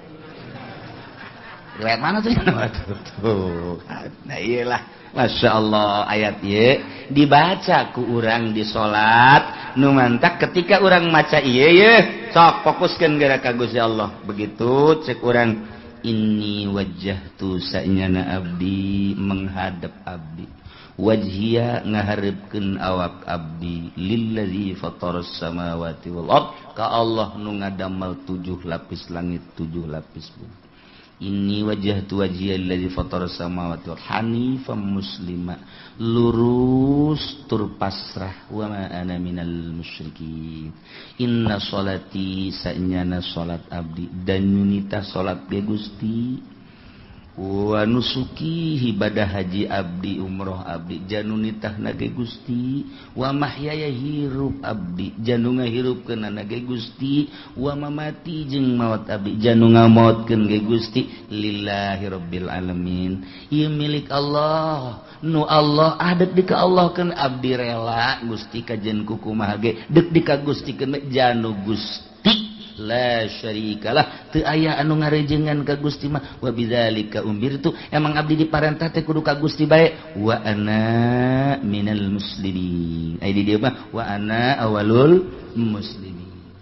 Jadi urang tah mulai tina takbiratul ihram haju doa iftitah ge geus papasrahan ka Gusti Allah ngeunaheun kan moal aya ke nyalimpang moal aya nyalimpang sholli Allahu akbar kabira motor di mana ditunjang dan ente ke budaknya aduh remna blong lah tuh beres tuh budak apa ganti bae tuh motor sih cak Gusti Allah sih sholat sih apa kerja di showroom sholat sih kos gitu padahal di siapa maca inna sholati wa nusuki wa mahyaya wa mamati lillahi rabbil alamin isin ta urang geus ikrar make sungut kunaon hate ngolembar isin kah isin mantap fokuskeun ti mimiti dirinya abeh mantep ih moal kebel urang hirup lamun urang geus dibere ngeunaheun salat geus eta mah sorga be ngeunaheun jasa asal geus dibere mimiti dibere hayang be pantah hayang be ka salat teh hayang sarajan keur di jalan ge geus dohor tancan nya ye hayang tah geus dohor tancan nya geus engke bae atuh aduh cak babatur apa tadi ditanyakeun teu kararagok lah kalotor di baju lah sakitu engke bae ditiir hijikeun ditiir emang sate ditiir masyaallah mimiti hayang kangge sahayang dibere terbiasa kadituna teh lamun strek we dibere ngeunah geus mantep jasa ngan eta mah ngeunaheun mah teh rahasia Allah pamere Allah khusu ngaranna hese teh mah teu bisa diaya-ayakeun teu bisa dihusu-husukeun teu bisa eta pamere Allah bae kadang-kadang urang keur biasa-biasa nah suruh deuh ngeunaheun amat teh salat aya kurang dirapih-rapih salat pakai baju bagus sorban bagus segala nu sajadahna ge bagus anyar kabeh sajadah anyar baju anyar samping anyar kabeh serba anyar bagus lah kopiah anyar kabeh Allahu akbar abeh ngeunaheun ban maksud urang salat betul nu kos aing asa ngan aing doang sa masjid mah ieu nu kos ieu tolong dia khusus di kos kitu eta hese aya nu biasa-biasa bae teh anu mantap ge amanat tah aya amanat ti guru urang lamun pernah salat ngeunaheun make baju nu mana samping nu mana eta sing ada tah aya rahasiaan tah baju eta tah berarti tah eta meulina rada bener tah urang kungsi rada ngeunaheun sanajan rupana jeung eta teu bagus tah eta teh rahasiakeun ka mata geus ada simpen kajen teh nu bagus bikeunan ka batur teu husu aing make ieu aing teu husu make ieu blon ieu baju ieu menang pamere camat ni teu beres ieu oh ieu tah eta rahasiakeun baju eta engke jang salat penting beda ge kira engke aya karasa ilmu guru toriko mah kos kitu cirian baju setiap baju ka baju ieu mah keur carit padahal mah urusan hate tapi nempel teh jeung baju urang kungsi ngeunaheun make baju nu eta set geus dirahasiakeun ieu mah ulah dikamamanakeun geus berarti salat penting pake ngeunaheun tah eta lain deui ka hate. Pertanyaan kumaha hukumna lamun orang Kristen main film peranan nyaritakeun hukum Islam maca dua kalimat syahadat jeung ngucapkeun la ilaha illallah. Hukumna nyebut lafaz Allah. Kumaha hukum, apakah Kristen eta asup ka Islam, apakah henteu eta Pak Kiai? Mohon penjelasan Pak Kiai. Henteu teu asup Islam teman. Bab Islam mah syaratna hiji kudu bil qaul, kadua kudu bil i'tiqad. Syaratna mantap kudu ngaji ge nyaho. Diunggal kitab dicaritakeun jadi qaulun wa fa'lun wa i'tiqadun, ucapan pagawean jeung tekad karak asup Islam ya, minimal ucap jeung tekad. Lamun aya jelema ngucapkeun doang teu nekadkeun teu iman, ngrebek bae di neraka. Can iman teu maksudnya. Nu penting iman. Percaya. Ukuranna kumaha? Ukuranana cek Imam Ghazali mah lamun aya jelema maca dua kalimat syahadat ditanya saha pangeran? Allah. Saha Rasul? Kangjeng Nabi Muhammad. Pun sakitu. Sakitu beta mah. Can boga tekad soal kaditu-kadituna, can boga tekad ngan sakadar nekadkeun pangeran teh Allah, Kangjeng Nabi Muhammad Rasul Allah. Pae iman salat biasa. Di akhirat surga. Ini sakit. Jelema boga tekadna sakit. Iman. Iman teh aya nu dididikna ku lingkungan keluarga, urang ati leuletik geus nyaho pangeran Allah. Nabi Muhammad utusan Allah. Urang geus nyaho sanajan tilok salat. Nyaho bae geus pokona mah. Heulanan nyaho tahu. Aya nu dididikna pangeran teh aku pendidikan pesantren karaknya. Aya nu dididikna teh ku pergaulan muasyarah. Horenganan Kristen babarengan jeung Ki Haji ngabebaskeun tanah di Kendal ka ditu. Sumarekon Ki Haji diajak nyaloan di luar eta nyana ngobrol-ngobrol agama, mikir Kristen teh berarti pangeran mah Allah, nyana asup Islam eta dididikna ku pergaulan. Ieu mah tibalik malah Ki Haji asup ka ditu. Asup ka ditu lain itu asup ka dieu. Tah ieu mah pokona mah asal tekad bahwa pangeran teh Allah, Kangjeng Nabi Muhammad teh Rasul Allah, sakitu bae heula iman bae heulanan. Adapun engke kadituna kumaha kaayaan pribadina di akhirat. Namun kakarak asup Islam doang manehanana atawa karak balik doang kemudian boga tekad kos kitu surga. Lamun lila masana ti nyana iman ka Allah teh derderan ka dieuna datang ka umur 5-60 tahun di jero ngeusian umur di eusian aya mabok, aya zina, aya judi, muludan milu biasa. Rajaban panggedena nyana nyumbang ka masjid biasa, ditimbang lobaan mana. Waduh, lobaan keneh gitu bagus, berarti kateplok nu itu surga. Ternyata barang ditimbang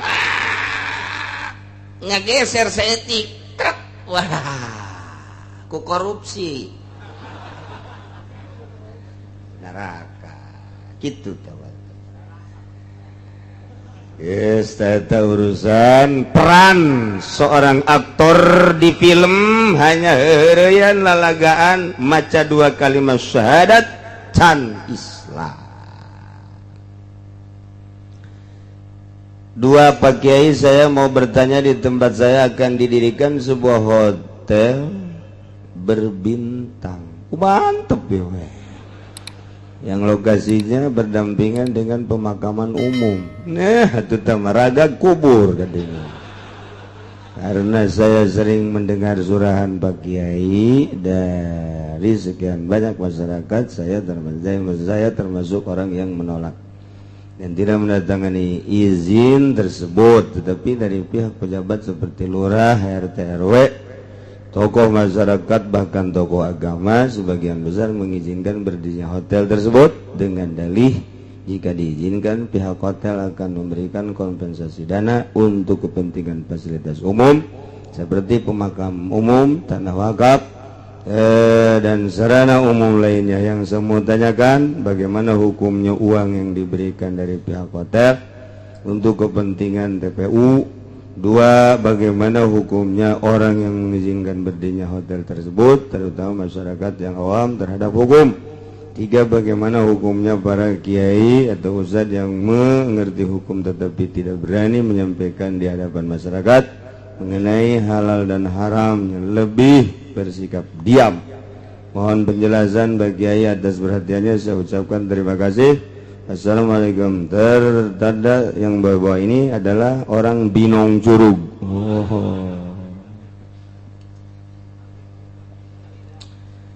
Urusan hotel beda jeung urusan gereja. Gereja mah jelas fungsina adalah untuk beribadah kafir. Ari hotel mah tergantung fungsi. Fungsina hotel teh jang naon ye? Apakah jang ngendong doang hotel teh, atau disewakeun jang sekadar kitu resepsi gedung, atau memang ieu hotel teh multifungsi? Musyawarah didinya para seton-seton, kemudian marabok atuh didinya, kemudian judi didinya, bahkan untuk pelayanan gitu seksual, cara nelayan di Jati haram. Urang tanda tangan haram, mengizinkan haram, cukup insyaallah jangka neraka mah nanda tangan eta bae. Alhamdulillahirabbil. Kercarita rincian hotel kos kitu tah, tapi urang kuari menyaho bahwa fungsi hotel di mana bae ge 90% fungsina hampir sarua jeung nelayan Jati kos kitu bae. Kos kitu bae di mamana ge mentek aya jelema gagah jasa, tanahna dek dibeli di sisi jalan, tanya ku nyana, untuk apa? Untuk pertokohan silakan ceknya nanti. Untuk usaha-usaha lain silakan. Ternyata izinna jang hotel 7 turunan ku aing mau dijual. Kajen aing mah teu ngadahar di dinya ge. Eta Ki Haji hebat jasa eta Ki Haji. Pohara mau dibejakeun ngaranna. Moal bae kajen ku kumaha ge. Ah eta istimewa. Moal aing mah. Jang teu kalaparan teuing aing mah. Keur carita teu boga mobil ge aing mah kajen. Ngan moal dijual ku aing lantaran jang hotel. Tambah hebat jasa. Cukup jangka sorga ku mempertahankan eta bae. Masya Allah. Jadi dia fungsina bae soal hotel. Eta keur secara rincian ngan keur carita digebotkeun. Eueuh nu beres atuh hotel. Hotel HI 6 lantai ke bawah normal, 6 lantai ke atas tidak normal. Teu normal, teh fungsina teu normal. Kula pernah jadi pengawas di dinya bae eta. Teu beres eta. Teu beres. Chandra, Hotel Chandra. Oh. Eta teh 4 lantai ke bawah normal, 4 lantai ke atas teu normal. Hotel Merdeka.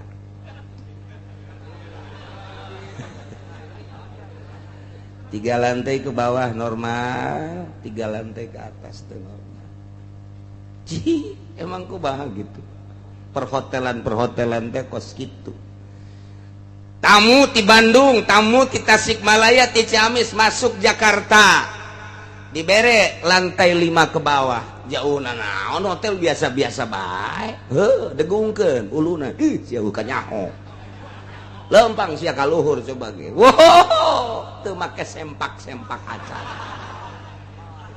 jelema di kacaan di luhur mah diputerkeun di luhur sekali-sekali ulah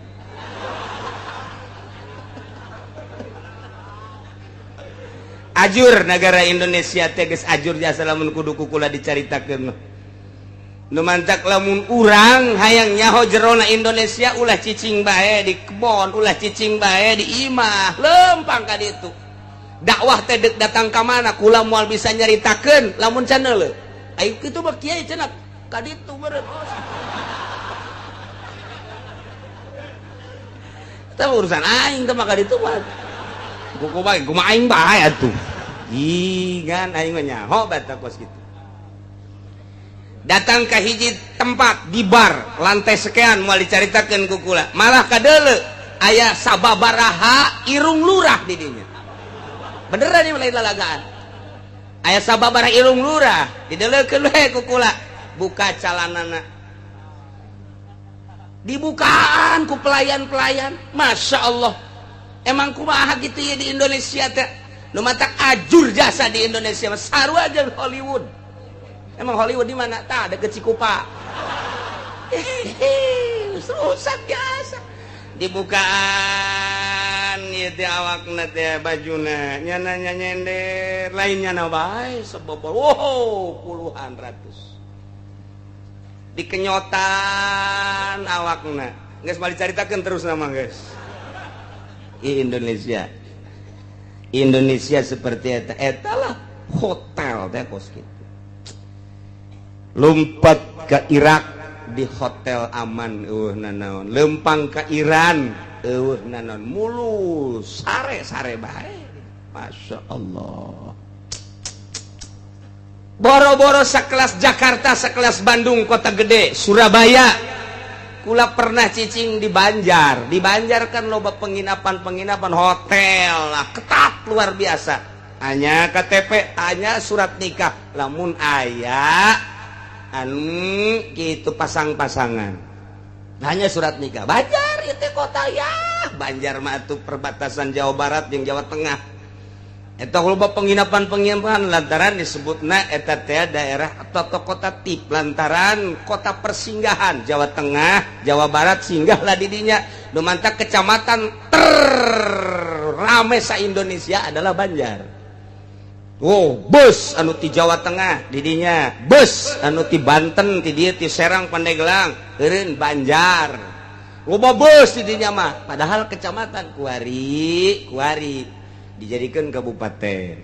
Taha, etap penginapan loba ketat lantaran hanya sebatas kecamatan. Tanya KTP, tanya surat nikah. Okos heueuh. Nyawa sia kos heueuh. Berarti henteu teh jerona mah. Atuh bebas bae ka ditu mah formalitas doang teh mah kos kitu mah. Jalan tukang set nu beureum.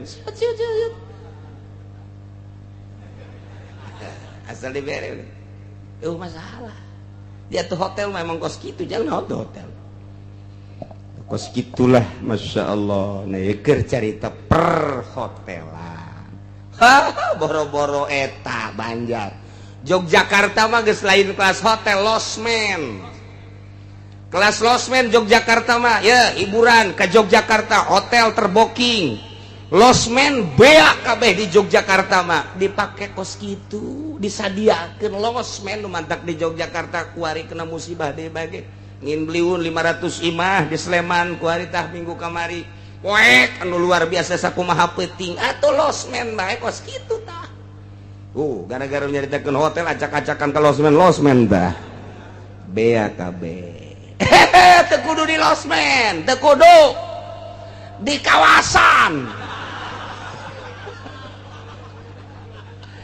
di kawasan Pasar Kemis tanggung jawab lurah Pasar Kemis jeung camat Pasar Kemis nyangakeun sadaya-daya supaya jadi arena raka kabehan kawasan emang aing teh nyaho ye sagedeng deui tahun baru kondom ambalaya di dinya eta teh operan ti Citra pusat nama di Citra di ditu ajur-ajuran aman puri mah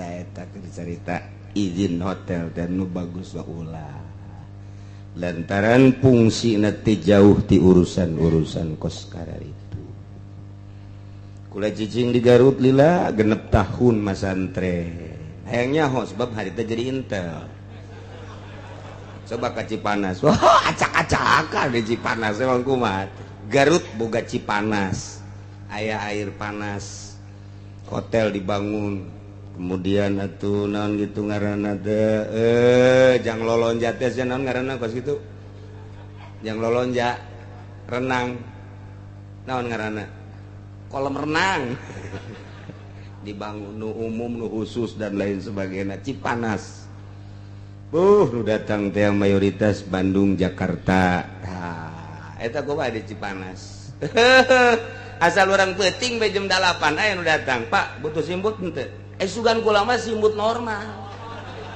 sial cok urang butuh atuh simbut mah jatiris saya ka dieu keun aya dibawa aya gincuan simbut Cipanas eta Masya Allah bupatina Ceng Pikri eta teh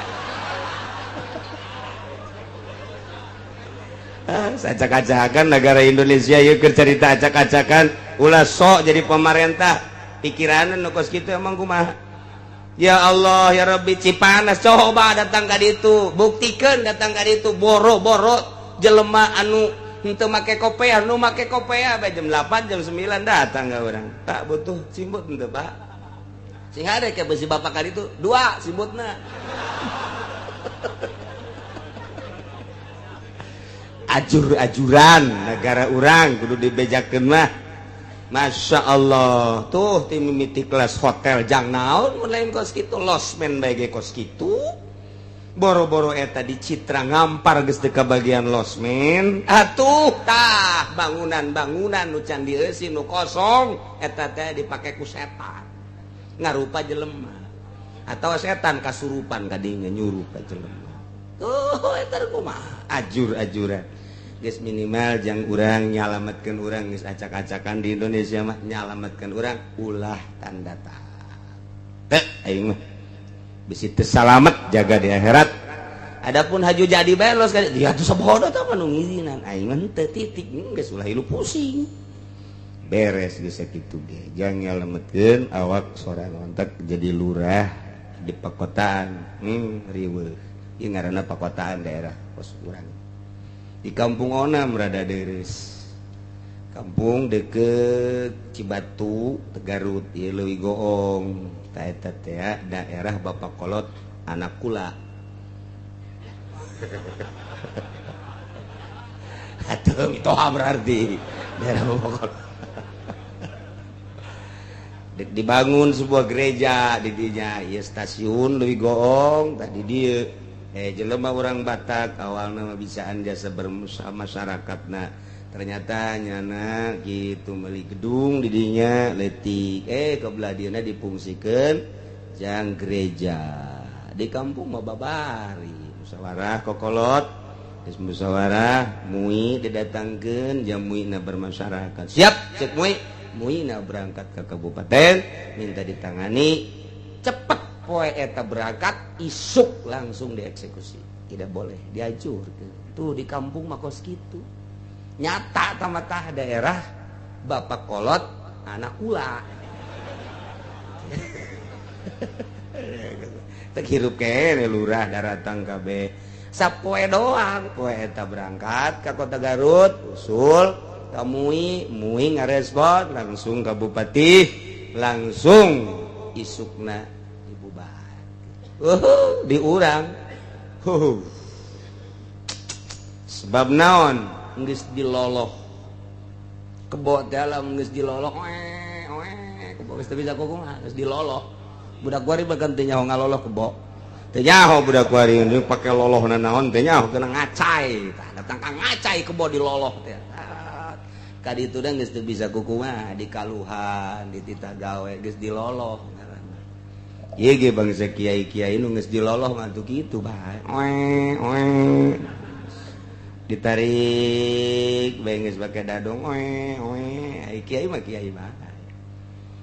cek lurah teh eta mah hadena lain lurah komo lurah kiaina bae gos kitu keur carita acak-acakan moral nu mantep urang ngaji ge yu urang babarengan perbaiki di tengah-tengah hiruk pikuk negara Indonesia nu dasar negarana lain Al-Qur'an urang kudu bisa nyalametkeun awak urang janu kukumaha ge bakal paeh urang ge bakal paeh tanggung jawab setelah paeh sing hade batur aduk-aduk abra ulah mikiran batur urang bae heulana cenah batur geus ngareridit aing mah jancat ulah mikiran batur berarti batur nu ngridit geus boga bagian neraka manya urang deuk mimilu ka ditu tinggal kitu bae hese-hese da cenah aya kiai ge nu ngameunangkeun rombongan ka narakana jeung kiai aja neraka mah teu anti ka kiai henteu teu jasa mah loban kiai di neraka mah ana ye gara-gara hotel tah yuqta'u salimun bi'asama Zaid ribut jeung Ki Umar kemudian Ki Zaid miteskeun leungeun Ki Umar dipotongkeun truk besi na geus jago jasa berarti lila tadina di Jakarta dagang kacang nah ya besi berarti Jakarta Bogor berarti Cimande Banten berarti naon sia Banten tuh teu nyaho Banten bae teu nyaho ya Allah daerah urang permainan urang teu nyaho Masya Allah blon-blon teuing geus teu jangan permainan Banten Gusti ya Allah sok aya bendera hideung di luhurna aya merekan eta permainan Banten ku bodoh-bodoh teuing ya Allah Bandung Cikalong Tasikmalaya Pamijahan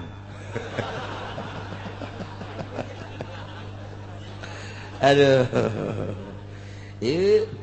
unggal daerah aya permainan-permainan nya Masya Allah mana begitu dipiteskeun ku Ki Zaid ya eleh berarti ngan urusan motongkeun ieu menurut hukum Islam aya kisosna aya diatna bals Ki Umar lapor ke hakim urang memeureun tata carana lapor heula ka polsek merujuk kitu langsung ke Polres bawa ke kejaksaan panggil ku kejaksaan melalui polisi nampun sebenarnya geus rapi di urang ge tatanan lama tinggal ngagilkeun hukum Islam doang mun endeuh kos kieu kene panggil sidang kamu nama Zaid cek jaksa ya pernah menganiaya Umar iya patahkan ini tangannya nggak tahu saya nggak ngerasain jangan banyak ngomong lu panggil Umar kempleng bener nah iya mah tidak ada jalan lain celi balas celi irung balas irung sakumaha kamari leungeun balas leungeun nah iya dek dipotongkeun deui akurkeun potongna sakumaha anjeun motongkeun kaki Umar waduh Ki Zaid jalan lain tidak ada jalan lain potongkeun barang diteliti-teliti ari Ki Umar mah rada setruk saeuti kempleng kurang normal aya nu Ki Zaid mah normal bener nu Ki Zaid mah katuhu balas katuhu teu meunang ku kenca ngan aya perbedaan setik Ari anu Ki Zaid mah ieu adalah salamet jag-jag waringkas. Ari anu Ki Umar asam rada pendek lain kempleng dan rada pendek asam mah aya kekurangan seetik mun dijengkalan teh rada pendek atau rada aya kurang ta eta kumaha teh bisa bae tah teu tah nu salamet pernah ngarusak nu rada kurang atau kurang gede seetik nu Ki Zaid mah gede nu Ki Umar mah rada leutik pedak kitu dong normal mah normal kabeh ge tetep cukup wa yuqta'u salimun anggahota nu salamet Ki Zaid potong bae biasa mah ku gara-gara motong nu rada pendek saeutik sikutna wa araja jeung pinclang suku berarti mah Zaid ngarengkas Ki Umar begitu ngarengkas lantaran jitu jasa Ki Umar mah bantikeun cekel sukuna potong ternyata begitu di sidang horenganan pinclang mah lain cara setruk pendek sabelah jadi lurah luhur sabelah lu dipotong ke dana ku Ki Zaid teh ieu nu pendek nu pinclangna tah eta teh kudu kumaha ieu cara males dapan Ki Zaid masalah teu pinclang teh eta nu Ki Zaid nu sehat nu salamet potongkeun deui bae sarua jeung eta sanajan pinclang wala asaran li wadrati azbarin wa siwadiha teu aya pangaruh kana hejona kuku jeung hideungna kuku aya urusan kuku mah teman di luar kebiasaan lantaran aya jelema nu sok dikorekan bae kukuna ngemu jadi gede beureum hejo tah eta mah teu pangaruh hejo kos kitu mah geus masalah atawa tukang tani sok bebelesekan di lempung di sawah diletak satahun 2 tahun mah normal keneh barang geus 5 tahun mah eta kuku teh ngarupa areng hideung dikerokan ge hideung bae lantaran tamang geus menyatu jeung letak nyana teh geus ngadulur kuku jeung letak kakana kuku adina jadi hideung eta perbedaan kos kitu kumaha eta anu panyakitan aya penyakit kuku be setik ngahideungan kabeh hideung kabeh eueuh pangaruh tambah hejona kuku jeung hideungna masyaallah nya ieu urang ngaji datang ka dinya pohara Islam teh teu kurang kumaha deui ya Allah ya Rabbi pohara urang mah kadananku naon ngaijtihad macana ge geus hese ngahartikeun geus urang mah alhamdulillahirabbil alamin datang ka tahun ieu nyaho ta urang ka hukum-hukum kos kieu di dada urang teh pinuh ku hukum marentes ngaji teh kaluar pae di ngaji eueuh deui hukum cepet jasa percis okos eta be cai di daun tales kitu oyag basa eueuh deui keur di majelis mah pinuh jasa ieu hukum mantep keluar geus nganderes bae atuh aya-aya keur ngaji lah nya masyaallah kadanan urang ngaijtihad komo deui atuh ka ditu mah kitu nyarahan atuh urang mah ieu nyaho-nyaho ngadengekeun geus alhamdulillahirabbil wasahihu qad zahibatil azfar cekal sahih pegatkeun eueuh kukuan bisalimatiha ku sebab motongkeun nu salamet kukuna Zaid ribut jeung Ki Umar ternyata sukuna dirusak ku Ki Zaid begitu ditingali suku Ki Umar nu dirusak ku Ki Zaid toreng kukuan pernah terjadinya na digawe meureunanan kemudian kabacok atau kumaha bae bae kukuan coplok nah atau pernah tabrakan baheulana kukuna caroplok eta nu coplok kukuna dirusak tah ku Ki Zaid begitu Ki Zaid dek dibales Ki Zaid na kukuan tibalik kuariman megatkeun nu eueuh kukuan bener nu Ki Zaid eueuh kukuan nu itu mah aya eta kumatan nu aya kukuan males kan eueuh kukuan masalah soal kuku mah teu kudu dimasalahkeun duna aksi tapi sabalikna mah jadi masalah Zaidna aya kukuan nu Ki Umarna eueuh kukuan eta mah jadi masalah artina aya rincian-rincian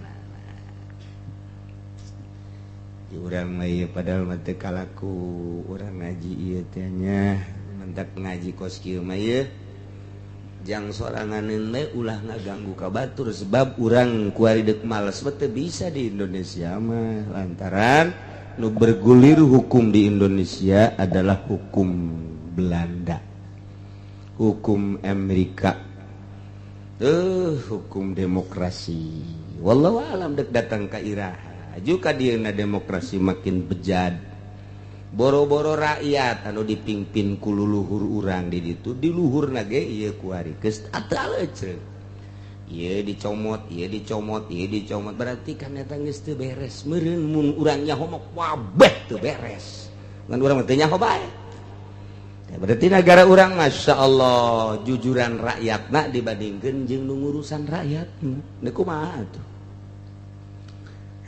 lu jelas sebatu asal pimpinan teh jujur ka rakyatna ge milu teh jujur kajian teh mah keur carita tetep urang mah ulah ka bawah teu jujur urang mah jujurkeun bae adilkeun jang urang nu keur hirup nungguan paeh nu hirup nungguan paeh urang rugi mun hirup urang diacak-acak sakedeung moal kebel deui komo bangsa Pantar Haji Makmun mah Haji Ahadu mal kebal deui tong atuh mantak geus sebenarnya geus kudu ka mana cicing di ibadah tinggal ibadah ka Gusti Allah Subhanahu wa ta'ala wa zakaru sihatan wa salalan kal yadi kuari urusan ngembet kana zakar ngembet Zaid ribut jeung Ki Umar kemudian ku hebat-hebatna cikalong mah kitu kapan osok nyekel bobogaan gelut teh nyekel bobogaan piteskeun dicabut polonyon beunang kabeh ku jahe onam polonyon teh ieu mah ku musuh jadi zakarna ieu coplok loba ieu teh ulah non gitu ngaranna ulah pajar teu loba jelema tentara dikirim ka tim-tim aya nu ponges cet irungna aya nu ceulina kena panah aya nu kena granat teu ngarupa beungeutna urang lamun inget ka tim-tim masyaallah di tahun sabaraha diperjuangkeun eta tim-tim ku bangsa Indonesia diwakili ku ABRI ka ditu nu gugur di ditu ge sabaraha puluh jeung ratus nu balik ke urang ka dia cacat hanya sekejap mata tanda tangan Habibi Masya Allah mata gini ada yang mimpin milih pemilih teh eta bangsa Indonesia teh cerik menang memperjuangkan tahun 70 hiji terus datang ke kamari ieu geus benang tim-tim teh ku urang teh geus jadi bagian Indonesia anu balik di tim-tim nu eueuh irungan ponges ngaranna eueuh celian anu teu ngarupa beungeutna ku granat macem-macem begitu ditandatangani dibikeun deui ka ditu eta ABRI teh ABRI leuleus kabeh aya nu mau granat ka Habibi emang eta mantak Habibi langsung ka Jerman deh emang kumaha kitu rakyat urang mah ieu kuari teh nyaho naon hanya nalangsa tah batur nu memperjuangkeun geus aya nu siap granat Habibi asana di granat mun ka Indonesia ulah lalawor emang kumaha kitu nya tah memperjuangkeunana eta mah deres tah mah nu irungan ceuliean beungeut robah ku granat incang teh leungeun eueuh ieu nu bahaya ge bobogaanana eueuh apa tanyana hirup teu berarti di imah sehat mah sehat mobil boga pemajikan aya gedung mewah luar biasa aju teu bobogaanna baheula di tim-tim teh digodot Mana teh mah teu bisa digantian ku terong. Saya mah teu bisa. Eta teh loba jasa nu kuarikos karari teh emang kumaha nu balik ti tim-tim teh. Masya Allah. Urang inget ka dia memperjuangkan tim-tim tah. Ieu jelema ieu gelut. Cekol bobogaana. Dipotong make pesos. Siap. Paneta dibales tak kudu potong deui. Potong deui. Tah ieu ukuranana, ukuran dipotongna deui teh. Tilik kana sehat jeung kemplengna. Lamun Ki Zaid motong bobogaan Ki Umar, bobogaan Ki Umar na sehat, jag-jag waringkas. Nu Ki Zaid na jag-jag waringkas, potong deui tama akur. Tapi lamun nu Ki Umar na jag-jag, nu Ki Zaid na teu jag-jag. Atuh naon dipotong eta mah? Dipotong teh dipotong geus kos kitu keneh. Henteu kos hulu kuya teh kitu notodot. Nah, itu cukup.